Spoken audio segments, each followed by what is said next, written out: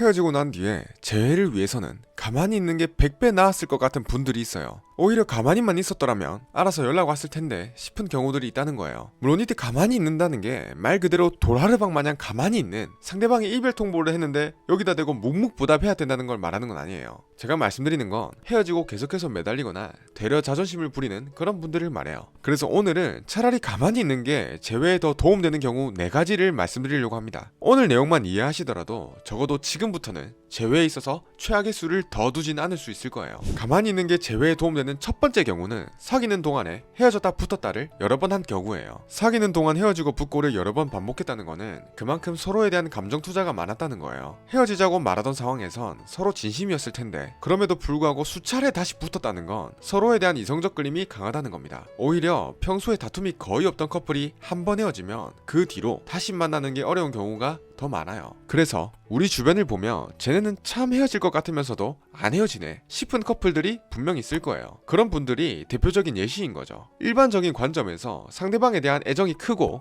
헤어지기 싫은 마음이 들수록 상대방과 합의점을 찾아보려 다투는 경우가 많아요. 즉, 상대방과 헤어지기 싫은 마음에 기인한 행동들이 서로에게 스파크가 튀게 만들어서 헤어지는 것이기 때문에 아이러니하게도 결국 다시 만날 가능성이 높다는 거죠. 이런 커플들 중에서도 유독 서로 불같이 싸우는 커플들이 있는데 이런 분들은 남자든 여자든 양측 모두 자존심이 센 경우가 많아요. 그래서 다시 만나고 싶다면 자존심을 잠깐 내려놓되 나는 너 없으면 안 돼 라는 저자세는 보이지 않는 선에서 먼저 화해 제스처를 취한다면 재회 확률을 높일 수 있어요. 다음으로 가만히 있는 게 재회에 도움되는 두 번째 경우는 나의 이성적 끌림이 높은 경우입니다. 앞서 말씀드린 첫 번째 경우는 서로에 대한 이성적 끌림이 높기 때문에 자주 다투면서 헤어졌다 붙었다를 여러 번 한 커플의 케이스를 말씀드린 거예요. 반면에 지금 말씀드리고픈 건 상대방이 인식하기에 상대방 본인은 을의 포지션이고 나는 갑의 포지션이라는 느낌을 받았을 가능성이 높은 경우예요. 근데 이런 말을 들으면 아니에요, 제가 갑은 무슨 갑입니까? 오히려 을에 가까웠습니다 라고 말하는 분도 계실 거예요. 실제로 갑이 아닌 을의 연애를 하셨을 분도 계실 테지만 간혹 제가 판단하기에 오히려 갑 쪽에 가까운데 정작 본인은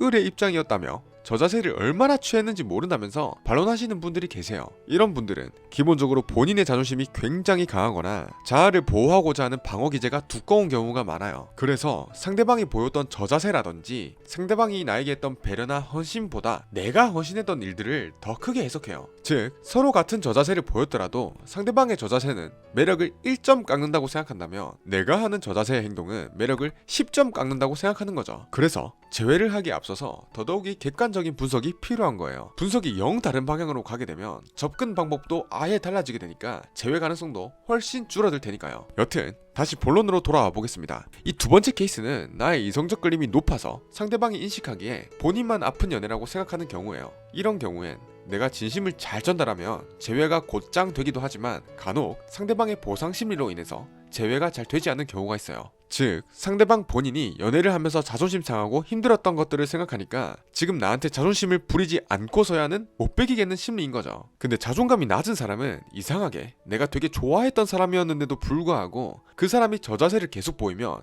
되려 매력이 떨어져 버려요. 자존감이 낮은 사람들은 본인이 생각하기에 본인의 가치가 낮은 사람들이 대부분인데 이러한 본인에게 이렇게나 매달리는 걸 보면은 이 상대방은 더 가치가 없겠구나 라는 생각이 무의식적으로 들게 되는 거죠. 그렇게 되면 점점 재회랑은 멀어지게 돼요. 때문에 처음에 내가 진심을 전달하면서 잡았는데도 불구하고 되려 자존심을 부리는 듯 튕긴다면 그때부턴 차라리 가만히 있는 게 재회에 더 도움될 수 있어요. 다음으로 가만히 있는 게 재회에 도움되는 세 번째 경우는 상대방이 이성을 만나기 어려운 경우일 때예요. 남자든 여자든 헤어지고 나서 당분간은 혼자 잘 지내는 것처럼 보이더라도 필연적으로 외로움이란 감정이 찾아오기 마련입니다. 이 외로움을 극복하려고 반려동물과 시간을 보내든 친구를 불러 술을 먹든 결국 사랑하는 사람과 연애하면서 느낄 수 있는 감정, 그 감정만이 해소해줄 수 있는 외로움이 남게 돼요. 이러한 모습은 특히 남자들에게 많이 나타나게 되는데 이는 간단히 말씀드려서 진화론적인 관점에서 남자는 본인의 DNA가 번식 욕구를 충족해줄 수 있는 새로운 여자를 찾으라는 명령을 내리기 때문이에요. 그래서 후폭풍이 여자보다 남자에게 더 많이 나타나는 이유기도 한 거죠. 밤늦게 자니? 이런 문자 보내는 성별의 비율만 봐도 남자가 더 많잖아요. 그래서 만약 전 남자친구가 새로운 이성을 만나기 어려운 상황이라면 높은 확률로 헤어지고 시간이 지나면 알아서 연락이 올 거예요. 예를 들어서 농산일 때문에 지방 시골에 거주하는 남자, 군입대한 남자, 주변에 여사친도 없고 직장도 남초인 남자, 이런 환경적인 상황뿐만 아니라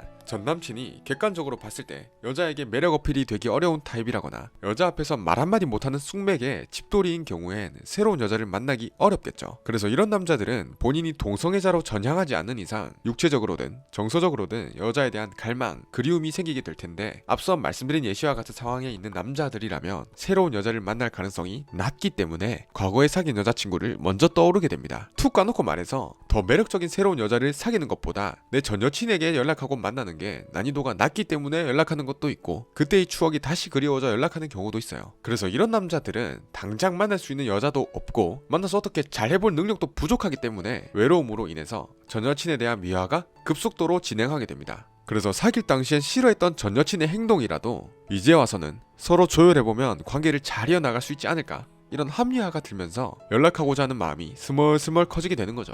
그래서 이런 경우엔 단기간엔 재회가 안 될지라도 내가 이성적인 끌림을 낮추는 추가적인 행동만 하지 않더라도 시간이 지나서 먼저 연락이 오고 자연스럽게 재회하는 경우가 많습니다. 마지막으로 가만히 있는 게 재회에 도움되는 네 번째 경우는 이별할 때 예측을 깬 경우예요. 이별을 통보하는 입장이라면 상대방과의 헤어짐을 수십 번, 수백 번 시뮬레이션 하게 돼요. 헤어질 때 어떻게 말해야 될지, 헤어지고 나서 상대방 없는 일상은 어떻게 채워나가야 될지 그런 고민이 되는 거죠. 특히 헤어짐을 얘기해야 되겠다고 생각한 사람 입장에서 가장 불편할 것 같은 상황이 뭘까요? 바로 이별을 통보할 때 상대방이 매달리는 경우예요. 짧게 만난 게 아닌 이상 밉든 곱든 서로에게 정이란 게 생기기 마련입니다. 그래서 아무리 헤어져야겠다는 생각을 굳게 다짐했더라도 상대방이 무너지면서 나를 붙잡는 모습을 봤을 땐 마음이 편할 사람은 없어요. 하지만 이런 예상과 걱정을 깨고 내가 이별을 통보했는데 상대방의 반응이 덤덤하거나 되려 강하게 나온다면 어떨까요? 이럴 땐 내가 찾지만 뭔가 차인 기분이 들 수가 있어요. 적어도 찝찝함이 남는다는 거예요. 이별 통보를 당한 상대방은 당연히 나를 붙잡을 거란 은연중의 고정관념을 깨버리고 너무나도 덤덤하게 알겠다고 하거니와 오히려 나의 잘못을 따지고 떠나버린 후에 나 없이도 잘 먹고 잘 사는 것처럼 보인다면 뭔가 저 사람이 내가 생각했던 것보다 가치가 더 높은 사람처럼 보이기도 하고, 상대방이 어떻게 저렇게 쿨하게 이별을 받아들였을지, 상대방도 이별을 생각하고 있던 사람이었던 건지 이런 별의별 생각이 들게 돼요. 그래서 헤어지자 말은 했지만서도 상대방에 대한 생각 투자는 쉽사리 끊지 못하는 거죠. 때문에 평소 상대방이 나를 안 좋아하는 것 같아서 사랑이 부족해서 이별을 고한 경우가 아니라면 차인 입장의 사람이 당장 구질구질하게 매달리지 않는 행동만으로도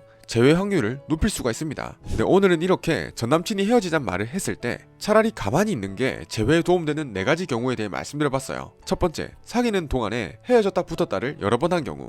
두 번째, 나의 이성적 끌림이 높은 경우. 세 번째, 상대방이 이성을 만나기 어려운 경우. 네 번째, 이별할 때 내가 예측을 깬 경우. 물론 제가 말씀드린 대응 방법이 모든 상황에 100% 적용되는 건 아니지만, 만약 이별을 통보한 상대방이 여자가 아닌 남자라면 먼저 연락 올 가능성이 높습니다. 왜냐하면 일반적으로 여자가 본인의 자존심, 지조를 지키고 싶어하는 마음이 남자에 비해 더 강하기 때문이에요. 그래서 후폭풍이 와도 입 꽉 물고 참는 여자분들은 많지만, 반면에 남자는 입 꽉 물고까지 못 참고 먼저 연락해버리는 경우가 잦습니다. 마지막으로 한 가지 더 말씀드리고 싶은 건, 지금 본인의 상황을 객관적으로 분석해서 어떻게 대응하는 게 좋을지 냉정하게 판단해보셨으면 하는 거예요. 지금 내가 먼저 연락해야 되는 타이밍인데도 불구하고 가만히만 있는다면 정말 아무 일도 안 일어나고 그렇게 상대방은 점점 여러분을 잊게 될 테니까요. 제 다른 영상들도 참고해보시면서 여러분의 상황을 꼼꼼히 판단해보시면 좋겠습니다. 네, 오늘 영상은 여기까지고요. 오늘 말씀드린 내용이 도움되신 분이라면 구독이나 좋아요 둘 중 하나만 눌러주시면 감사드리겠습니다. 영상 끝까지 봐주셔서 감사합니다. 행복하시길 바랍니다.